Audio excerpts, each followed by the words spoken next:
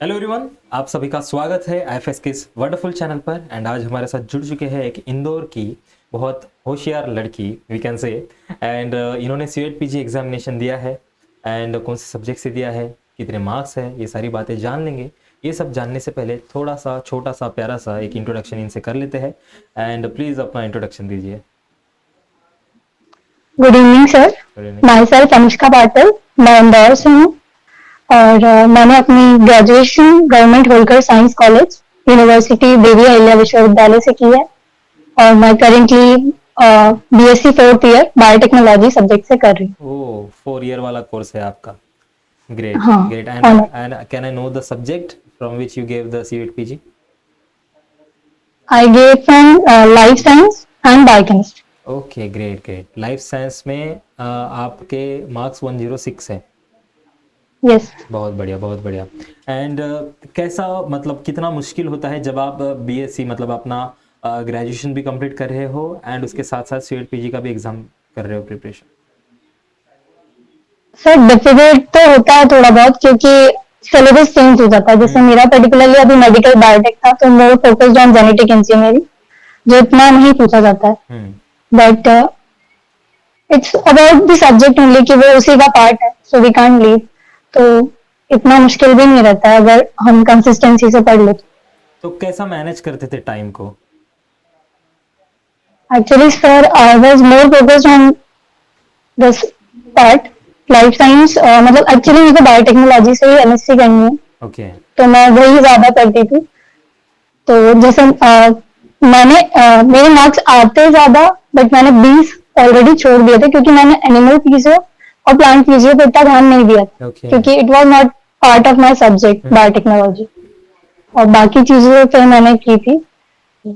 Okay, मतलब आपने plant और एनिमल को छोड़ा है तो। हाँ, मतलब तो from 75 I hmm. Attempted hmm. 45 hmm. 40 something हुई। ग्रेट, बढ़िया बढ़िया, बहुत बढ़िया। एंड जो 90 मिनट थे वो टाइम सफिशिएंट था आपको? यस सर, सफिशिएंट था, राइट। लेंथी क्वेश्चन थे बट इट वाज ओके। मतलब आप एक बार अगर आपको आ रहा है तो आप एक बार में दे सकते हो, नहीं तो यू कैन स्किप। मतलब इजी लैंग्वेज थी, ठीक है, बड़े थे बट आपने एक बार पढ़ लिया तो आपको समझ में आ जाता था जी। जैसे थोड़े से टूल्स एंड टेक्निक के मुझे हम्म। कंफ्यूजिंग क्वेश्चन लगे थे, हम्म। बट वही टाइम टेकिंग थे, बाकी तो ठीक। बढ़िया, बहुत बढ़िया। एंड क्या चल रहा था दिमाग में जब आप बैठे थे 90 मिनट्स? वो जो 90 मिनट्स वो पूरा टाइम था, वो कैसा चल रहा था? दिमाग में क्या चीजें आ रही थी? स्टार्टिंग में तो मुझे लगा था कि पेपर डिफिकल्ट है क्योंकि स्टार्टिंग के क्वेश्चन ही ऐसे आ गए थे कि डिफिकल्ट है। बट फिर मैंने मतलब वो चीज अवॉइड करके फिर स्टार्ट किया देना। तो it was like time consuming तो था क्योंकि बड़े बड़े क्वेश्चंस थे, हम्म। पर ठीक था, ओवरऑल अच्छा था, तो इतना कोई इशू आया नहीं। एंड डिफिकल्टी लेवल कैसा लगा आपको खुद को पर्सनली? मॉडरेट मॉडरेट मॉडरेट था। लगा मुझे। हाँ, it was not easy at all and it was not so difficult.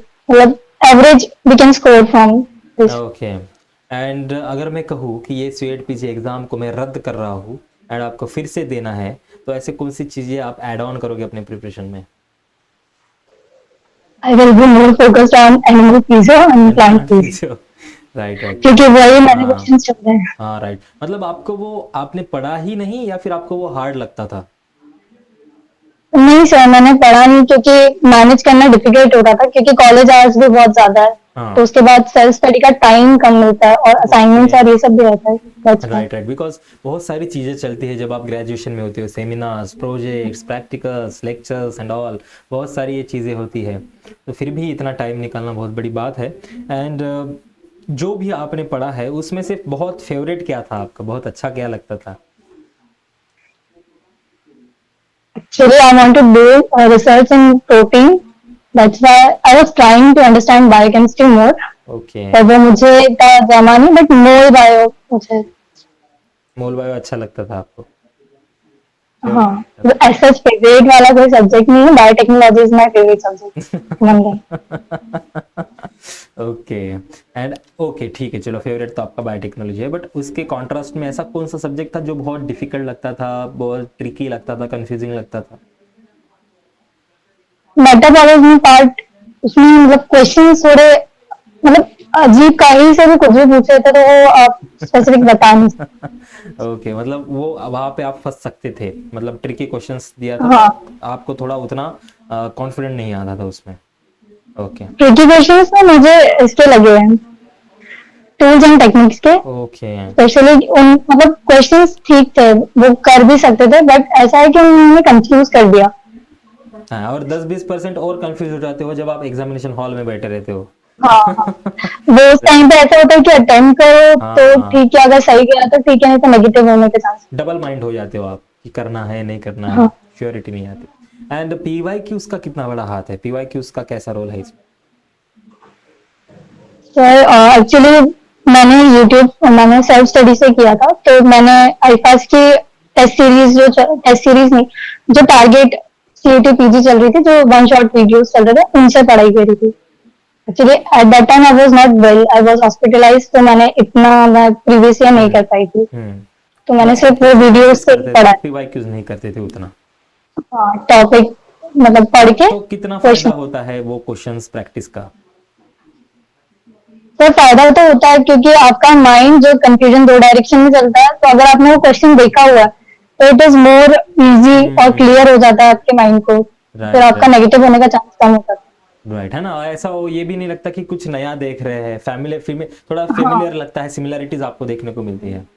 Right, ये इसलिए ये इंपॉर्टेंट हो जाता है जब क्वेश्चन प्रैक्टिस करना किसी भी एग्जाम के लिए। मेरा ड्रॉबैक ही सबसे बड़ा यही था कि क्वेश्चन प्रैक्टिस मैंने ज्यादा नहीं की थी। ओके। अगर मैं टॉपिक पढ़ना कम करती और क्वेश्चन प्रैक्टिस ज्यादा करती तो आज कोर्ट में ऐसा होता। ग्रेट, नहीं नहीं, ये यही तो सब बातें सीखनी होती है ना, कि क्या कर सकते हैं। इसलिए तो मैंने एक सवाल पूछा कि एड ऑन क्या करोगे आप अपने प्रिपरेशन में जो आप इस बार नहीं कर पाए।